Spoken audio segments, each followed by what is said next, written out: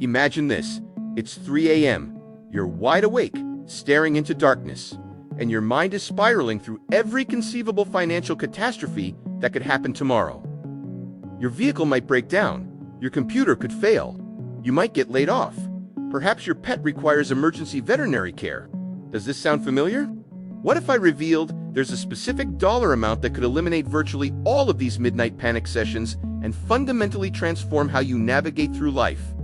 Most people assume financial milestones are arbitrary numbers that wealthy people invented to make everyone else feel inferior. But here's something that might surprise you. There's genuine psychology and mathematics behind why certain amounts of money create dramatic shifts in your day-to-day existence, and the first real game changer isn't $1 million or even $100,000. It's $10,000. I'm Nick, and I dedicate far too much mental energy contemplating money, human psychology, and why some people seem to glide through financial challenges while others are perpetually stressed about their bank account balance. If you've ever wondered what it actually feels like to have different amounts of money saved up, and more importantly, how each milestone changes your decision-making process, hit that subscribe button and give this video a thumbs up if it helps clarify things for you. Life without financial cushion? Before we explore what makes $10,000 so transformative, let me paint you a picture of existence without it. You know that sensation when you're at the supermarket and you're mentally calculating whether you can afford the name brand cereal, or if you need to stick with the generic version that tastes like cardboard? Or when your friend suggests dining out and you have to invent some creative excuse because you can't admit that $25 for a meal would destroy your entire week's budget? This is reality for millions of people living paycheck to paycheck. Every financial decision becomes a careful calculation. Every unexpected expense feels like a potential catastrophe. You're constantly playing defense with your money instead of being able to make proactive choices about your future. The psychological transformation. But here's where things get fascinating. There's a specific psychological phenomenon that occurs when you accumulate your first $10,000, and it has nothing to do with purchasing expensive things. In fact, most people who reach this milestone don't dramatically change their spending habits whatsoever. The real transformation is much more subtle and much more powerful. The first thing that changes is your relationship with risk. When you have zero savings, every decision feels dangerous. Accepting a new job, relocating to a different city, or even planning a vacation becomes this massive source of stress, because you know that one wrong move could leave you financially devastated.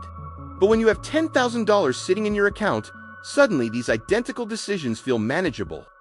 You're not necessarily going to quit your job tomorrow and become a professional juggler, but you might finally have the confidence to request that promotion you've been contemplating for months. You might be willing to invest in yourself by taking a course or a certification that could boost your earning potential. The safety net doesn't make you reckless, but it does grant you permission to think beyond merely surviving until the next paycheck. The brain chemistry shift. There's also something fascinating that happens to your brain chemistry when you see a five-figure balance in your bank account for the first time.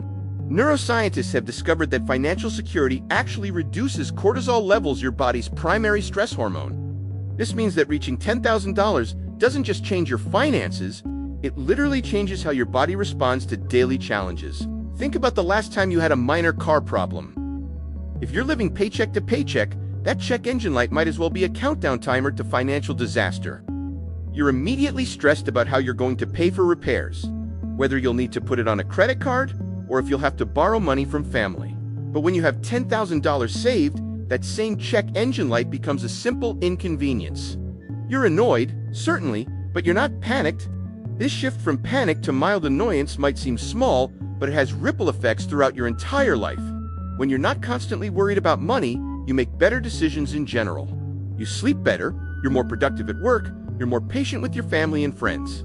Financial stress affects every aspect of human behavior, and removing that stress unlocks mental energy that you can redirect toward actually improving your situation. The emergency fund effect. But here's something that most people don't realize about the $10,000 milestone. The majority of the benefit doesn't come from spending the money, it comes from knowing the money is there. This is what financial experts call the emergency fund effect, and it's probably one of the most underrated concepts in personal finance. An emergency fund isn't really about the emergencies, It's about the peace of mind that comes from knowing you can handle emergencies. Most people who build up $10,000 in savings never actually spend it on emergencies. Instead, they spend it on opportunities, they invest in education, they start businesses, they move to better locations, or they simply have the mental bandwidth to focus on increasing their income because they're not constantly worried about basic survival. The confidence factor. There's also a confidence factor that's hard to quantify but impossible to ignore. When you know you have money in the bank, you carry yourself differently. You negotiate better. You're more willing to walk away from bad deals because you're not desperate. This confidence often leads to better job opportunities, better relationships, and better life outcomes in general. Now, you might be thinking that $10,000 sounds like an impossible amount to save, especially if you're currently struggling to put away even $100 per month. But here's what's interesting about human psychology. The hardest part isn't saving the money itself. The hardest part is developing the identity of someone who saves money. The identity transformation. Most people approach saving like it's a temporary diet. They cut expenses dramatically for a few months, save aggressively, and then burn out and revert to their old spending habits. But the people who successfully reach $10,000 don't think of saving as a temporary sacrifice. They think of it as becoming a different type of person. This identity shift is crucial because it affects every financial decision you make. When you see yourself as someone who saves money, you start noticing opportunities to reduce expenses that you never saw before. You become more creative about finding additional income sources.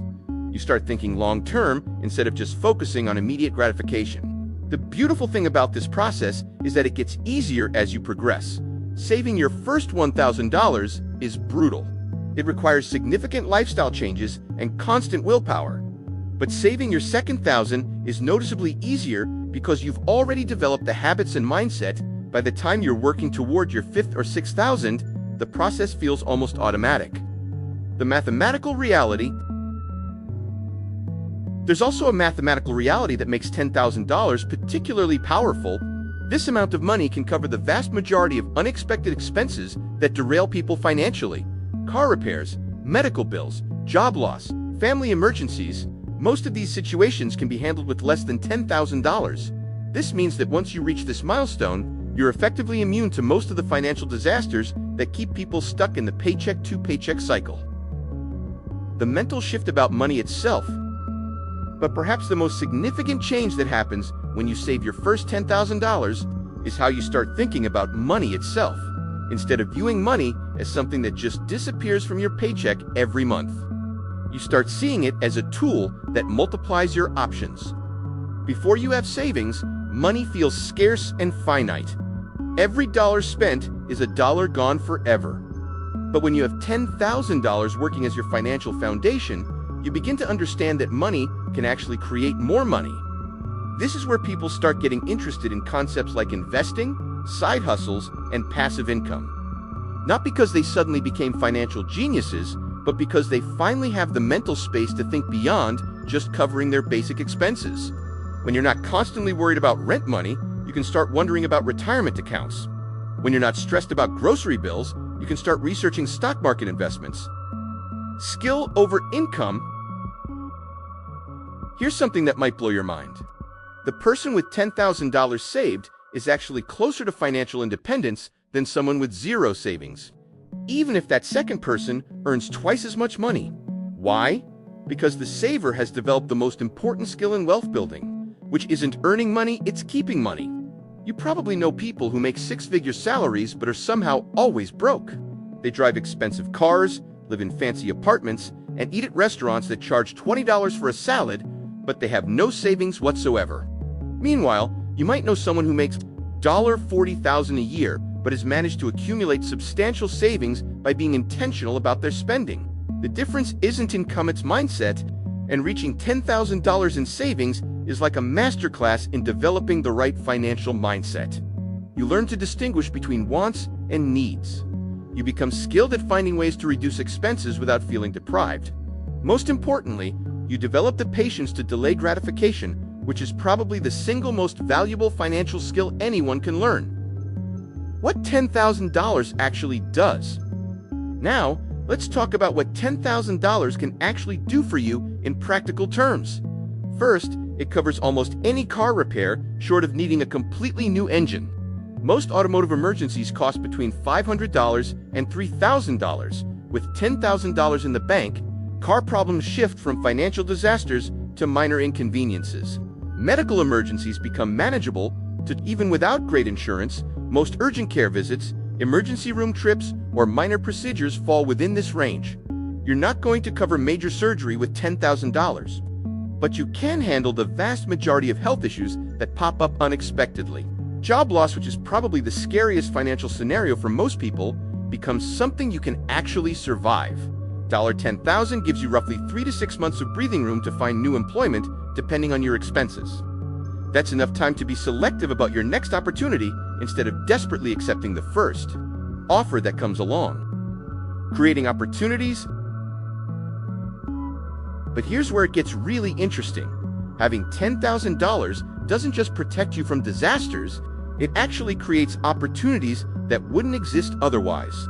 Maybe you hear about a certification program that could boost your salary by $10,000 annually, but it costs $2,000 upfront. Without savings, this is impossible. With your financial foundation, it's an obvious investment. Or perhaps a friend mentions they're starting a business and looking for a small investor. Without savings, you can only wish them luck. With $10,000, you have the option to participate in something that could potentially change your financial trajectory.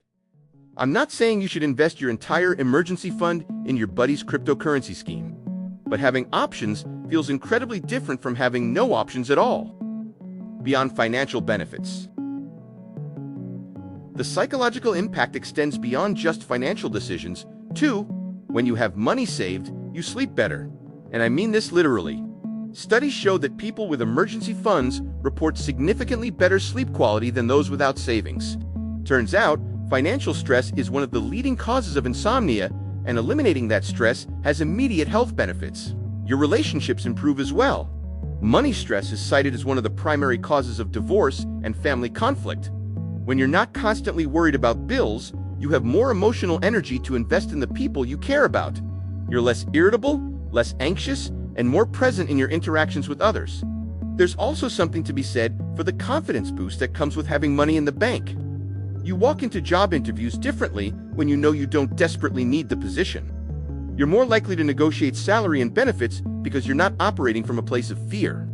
This confidence often results in better job offers and higher compensation, creating a positive feedback loop that accelerates your financial progress.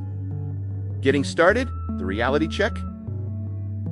But let's address the elephant in the room. $10,000 might sound like an enormous amount of money if you're currently living paycheck to paycheck.